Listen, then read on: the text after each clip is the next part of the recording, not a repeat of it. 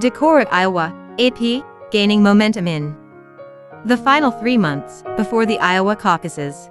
Elizabeth Warren and Pete Buttigieg offered sharply different messages this weekend as they inched closer to a confrontation over the direction of the Democratic Party. Warren, a Massachusetts senator, positioned herself as a bold, progressive fighter, while Buttigieg, the mayor of South Bend, Indiana, said he could unite the party and the country during a frenetic 3-day stretch of campaigning. In Iowa, 2 other top contenders sought to prove their staying power. Former Vice President Joe Biden argued he's the sole Democrat who doesn't need on-the-job training in Vermont. Bernie Sanders reminded Iowans he's still the outsider whose call for a political revolution upended the nominating process 4 years ago. The packed weekend offered a preview of the political and policy fights that face the leading candidates ahead of the February 3 caucuses, and suggested a shift that for the first time put Warren and Buttigieg at sharp rhetorical odds. It also highlighted the glaring vulnerabilities of the top White House hopefuls, ensuring a fluid homestretch as candidates and caucus goers navigate fault lines on everything from ideology to age. It was Warren and Buttigieg who capitalized most obviously on activities centered on the Iowa Democratic Party's annual blockbuster dinner that sometimes serves as a presidential launching pad.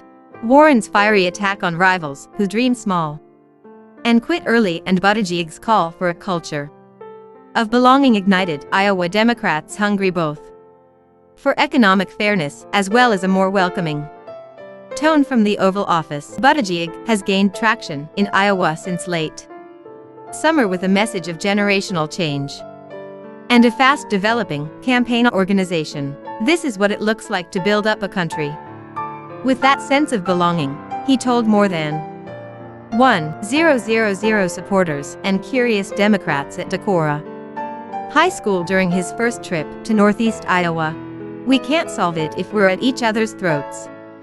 It's the theme Buttigieg is embracing with growing fervor. Asked if Warren can end the partisan fighting in Washington, he said, "When you become president, you have to figure out a way to bring people together. The case I'm making in my campaign is I'm best positioned to do it," he said. "I think I can do it better."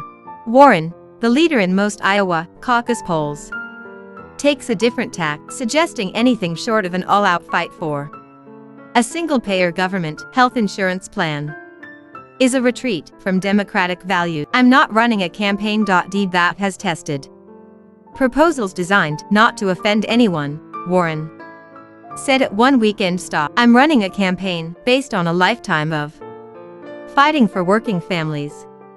Yet beneath both candidates' bravado rest signs of potential trouble. Warren came to Iowa having just released her long-awaited plan to finance her Medicare for All proposal. She found just as many questions as she faced before, including from Biden and Buttigieg, who back a public option plan to compete alongside private insurance rather than a single-payer system that effectively would eliminate private markets. In Dubuque, Warren jousted with reporters, insisting taxes won't go up 1 penny for the middle class, and that people who already have insurance will save over 10 years an estimated $11 trillion they now spend on co-pays, deductibles, premiums, and uncovered care.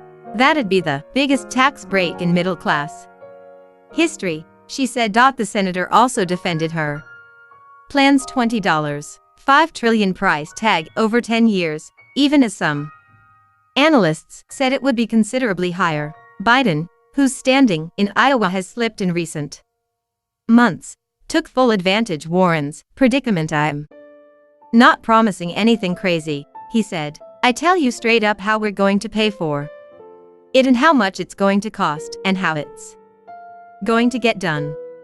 Even some Warren fans saw potential risks for her. "She has values that I think can appeal to a majority of the country, but I think she swings to the left. said Susan Griffiths, a Des Moines Democrat. That's fine with me personally, but it can scare people. For his part, Buttigieg avoided direct confrontations with Warren or Biden.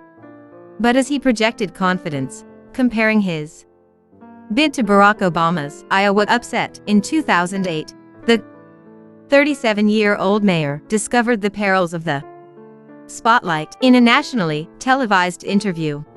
He suggested the nomination is effectively between Warren and himself, a characterization at odds with national polls that still show Biden as a frontrunner. I think this is getting to be a two-way. It's early to say. I'm not saying it is a two-way, Buttigieg said in an interview on Showtime's The Circus. Buttigieg went on to say in the interview the race appeared to be becoming Warren versus the entire field. On his campaign bus in Iowa, he backtracked. I don't think that came out right, he said. It's not yet a two-person race, but there's an amazing amount of energy behind our campaign right now. Buttigieg's confidence is driven partly by Biden's uneasy performance. I plan to win Iowa, Biden boomed at a Des Moines campaign office. Still, his position here is seen as weaker than his national standing, enough so that some of his Iowa supporters are expressing concerns. I like Joe. I'm 90% sure I'll caucus for him, said Democrat Darrell Lewis, but he's got to do more. Lewis said he knows of other more moderate Democrats like himself who don't want Warren to be the nominee, but who've abandoned Biden for either Buttigieg or Amy Klobuchar. For now, the Minnesota senator trails the top tier, but she's demonstrated strength in Cedar Rapids, home to a concentration of Democratic voters. Some longtime Iowa political players point to players like Klobuchar as a reminder that the final months of the caucus campaign can feature wild swings. They note supporters of long-shot candidates can sway the statewide outcome because of caucus viability rules.